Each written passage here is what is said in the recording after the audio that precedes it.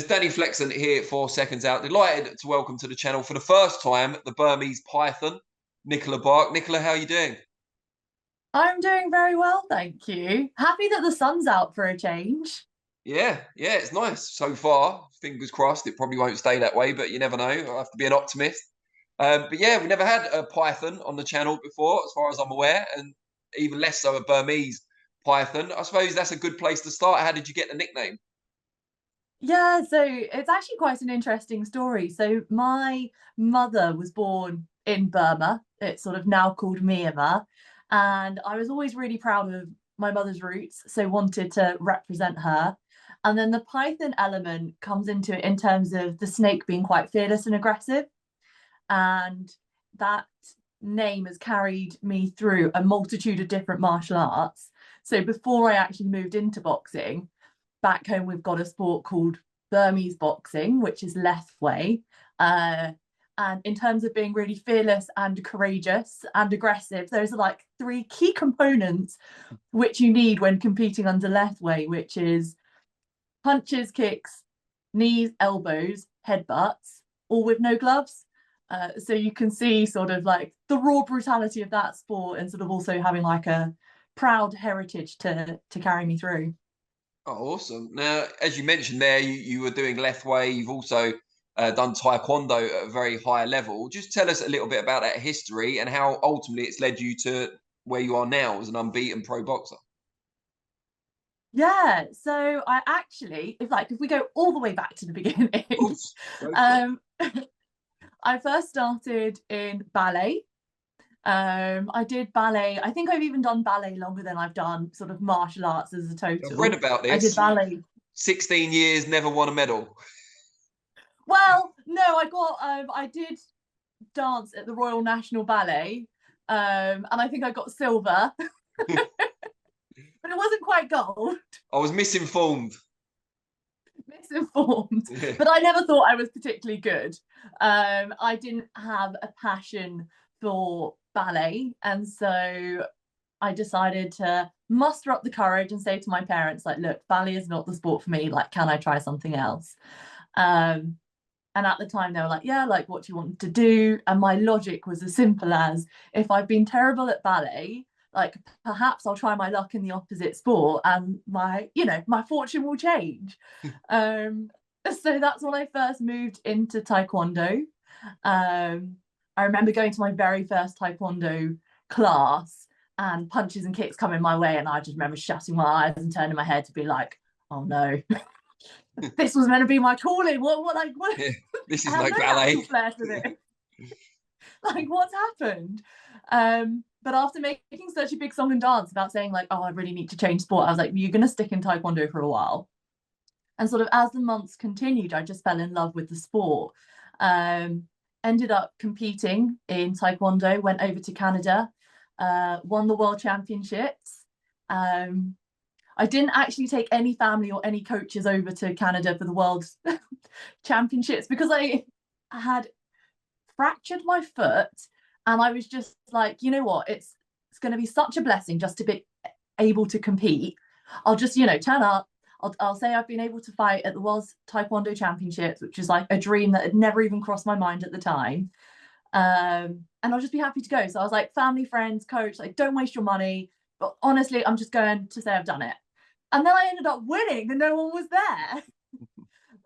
Which was quite comical. And I remember calling my mum, and she was literally like, "I'm always coming to every like fight thereafter." And bless her, she has. So I went from Taekwondo. I then moved over to kickboxing and got to British title level and UK number one. And then I moved over to the lethwei, the Burmese bare knuckle boxing, before I decided to do the final switch and move over to sort of full professional boxing. Which was quite a transition. I think people underestimate. They sort of hear and see martial arts and they're like, oh, she'll be fine. She can throw a punch. But for any sort of boxing enthusiasts and like the specialists, you'll know that transition is really quite a challenge in terms of like changing the skill set that you have. And also like the previous martial arts I've been in, it felt like there weren't really that many rules. And so when I came into boxing, it was like, oh, you can't do this, you can't do that. And like, it's like the professionalism is just like 10 times more. And, you know, so that as like an athlete and a fighter took a lot of getting used to. And you work alongside your combat career, is that right? Yeah, that's correct. So What I line work of work full, are you in? yeah, so I work in the financial services. I work for HSBC full time as a global project manager, which is useful in the fact that, well, the flexibility of the hours that I get to work, like globally operating, and also that I get to do a lot of it from home as well. So, I mean, that's definitely been something to juggle for How aware sure. are the people you work with, both at HSBC and the other kind of stakeholders that you talk to, of what you do outside of your day-to-day role? I think it quietly helps. I never have any problems. It seems quite seamless. I just get comments to be like, "Oh, you're the martial artist. You're the boxer." But no, you know, like they're globally based, so it's stakeholders over in the Middle East, over in China, over in Asia, in the US. So it is really like 24/7. You know, which I'm grateful for that sort of fit because it enables me to sort of box full time professionally too. And another thing I read about you, and I'm assuming I haven't been misinformed on this part, is that you suffered from narcolepsy from a very young age. Just tell us how challenging that's been, particularly once you got into the combat lifestyle. Yeah, so that yeah, you've got that one correct. um, One on one. yeah, narcolepsy is a sleeping disorder, and not many people are familiar with it. And it sounds quite funny, like growing up, it's just like your brain will switch off without any warning. So, like you and I could be having a conversation, or I'd be walking down the street, and you sort of just your brain switches off, and you're out from anything from 20 minutes to sort of several hours. Um, and it's characterized by like always having night terrors, nightmares, sleep paralysis, and you know, you have no knowing of like when you're going to like almost have a sleep attack. Um, and yeah, so as a kid, it was great. Everyone's like, oh, like, you know, you get to miss out on so much school. That's great. But like when you realize how far behind you're like sort of falling in your education, or you know, not being able to go out and socialize with friends because you're like the liability that like, well, what do a bunch of teenagers do with a kid who's just like fallen asleep in the middle of the street? Like, you know, it's obviously makes sense that your parents wouldn't want you to go out and do that.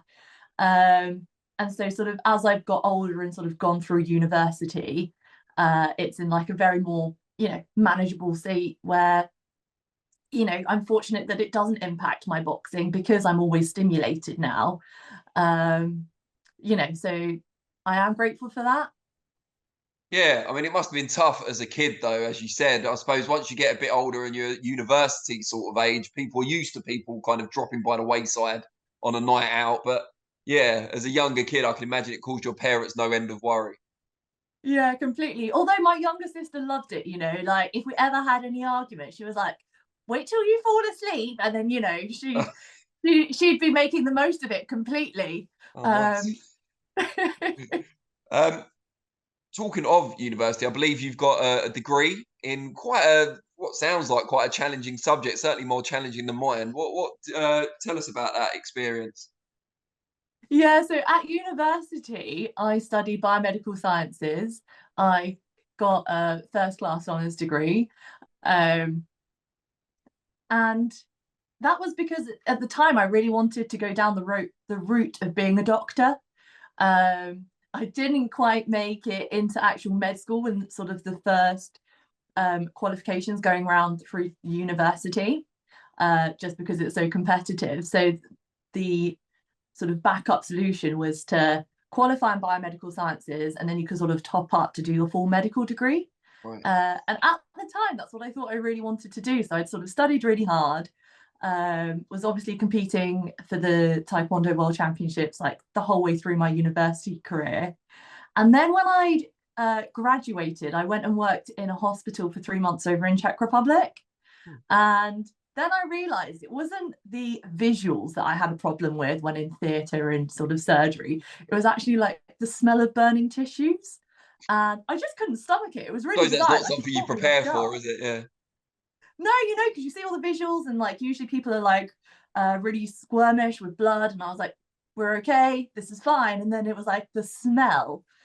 And I was like, wow, I wasn't prepared for this. And so I tried it for 3 months and I was like, I don't think this is for me. Like, I need to swap. Yeah. So Yeah. it's quite the U-turn. Better to inflict the damage than repair it in your particular case, I guess. Um, Yeah, there we go. and you're now training up in Sheffield, is that right? At Steel City? Yeah, so I'm training at Steel City Gym in Sheffield. I literally relocated there earlier this year because I'm originally sort of from down south, in and around Luton, and it's been great working with the team here. There's like such an elite group of athletes. You've got Sonny Edwards, you've got Dalton, you've got Larone, you've got Junaid, who's like a really like good up and coming prospect. He's doing really exciting things. Um, Success breeds success, really. You've got Pierce, who's one of my coaches, or who is my coach even, and you've got Yeah. Grant Smith as well, because sort of they both lead the team of fighters in Sheffield. And yeah, honestly, their levels are so high, their sort of tenacity, the way that they look after all of their fighters, the way that they're very open to sort of bringing new ideas on board.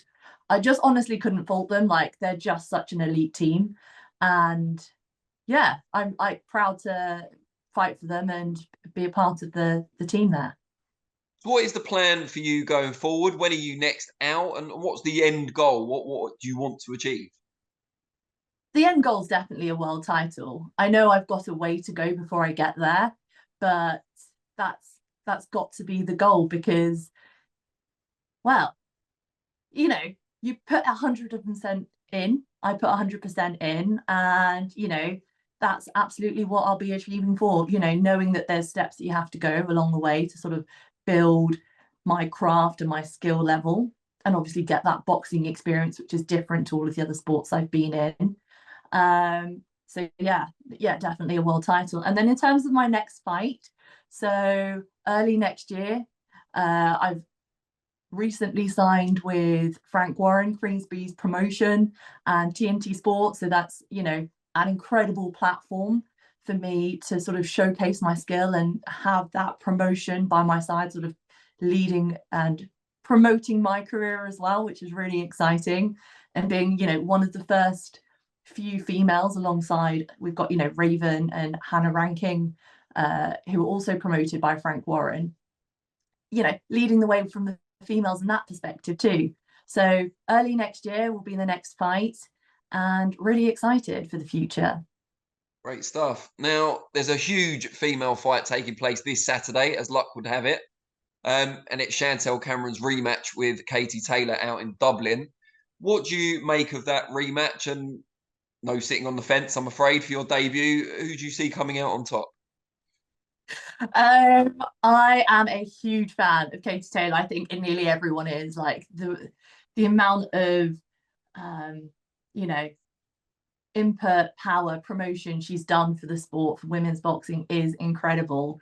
But Shantel really showed her class last time, and I believe that she'll show her class again. Who are the other kind of female fighters that you've looked up to on your way into the sport? Because you've been in combat for quite some time, and women's boxing was just starting to explode around the time you probably started Taekwondo or lethwei. Who do you look up to? Clarissa Shields as well. She's definitely a big name. I love the way that she just deals with everything. Not just inside the ring in terms of like being a really class and quality act, but I remember being at her fight against Savannah Marshall in the UK. And if you were in the stadium, you would have heard the amount of boos, um, which I completely don't agree with, because, she's worked so hard to get there. But I think sometimes that's just passionate fans. We'll put it there. We'll put it passionate fans. But, even the way that she's able to deal with that on fight night, I think that's a real role model, to turn all of that almost like negative energy in a sense into like power for her. And I just find, you know, that's like incredibly impressive. And just before I let you go, just for people out there that want to find out a bit more about your story, because as they've heard from elements of this conversation, there's quite a lot to find out. How can they find you on the different social media platforms? Yeah, so definitely drop me a follow, drop me a message. It's Nicola Barke at the Burmese Python. So yeah, connect, follow my story, and I'd be more than delighted to take you on the journey with me. Excellent. Really appreciate your time, and we look forward to your TNT debut in January. Wonderful. Thanks so much, Danny.